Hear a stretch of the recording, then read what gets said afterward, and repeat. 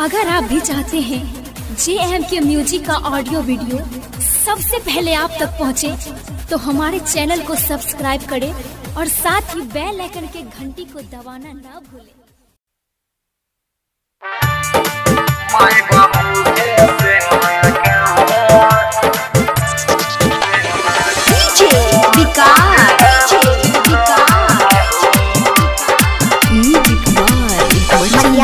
सीतामढ़ी जय मां कल्याणी recording studio Mansi एक कन्या।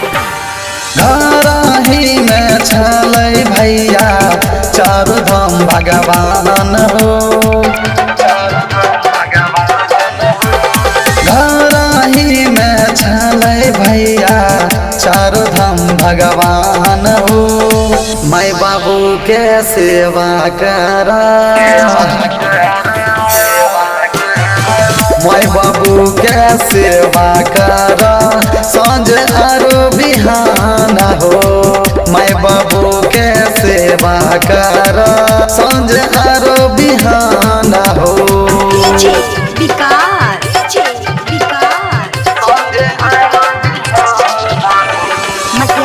सीतामढ़ी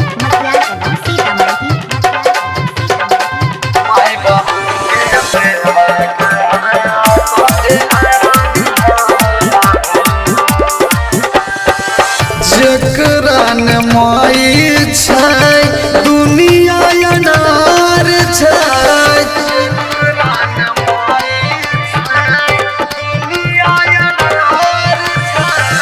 माई के प्यार बिना जिंदगी अनार छै।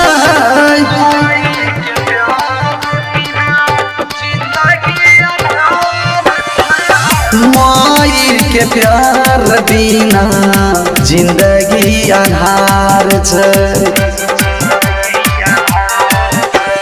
पोसी पाल के भैया तोरा कोइल का सियान हो।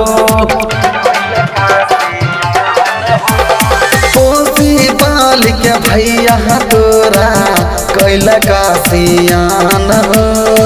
माई बाबू के सेवा करा, हाँ माई बाबू के सेवा करा सांझ आरो बिहान हो। माई बाबू के सेवा करा सांझ आरो बिहान हो।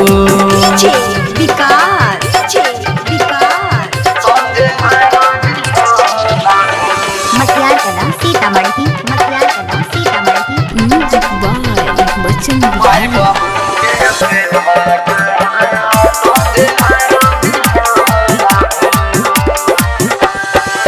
बेटा चाहे सरवन जैसन कल के बहुत नाम हो।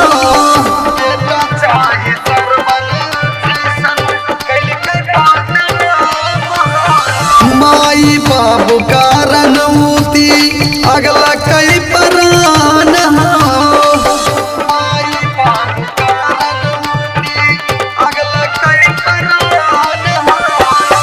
माई बापू कारण हो अगला कई प्राण हो। माता पिता के सामने झुके दुनिया जहान हो।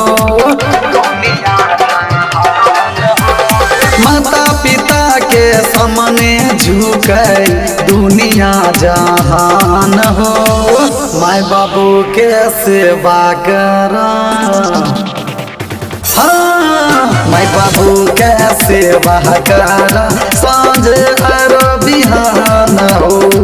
माई बाबू के सेवा करा सांझ आरो बिहान हो।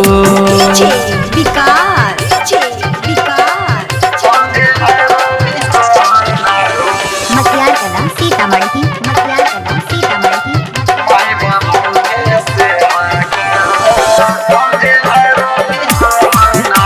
जय मां कल्याणी रिकॉर्डिंग स्टूडियो मानसी एक कन्या। सच सच गाबै छो बाबू जन बिहारी। सच गाबै छो बाबू जन बिहारी। राइटर सोनू कहा बना संस्कारी,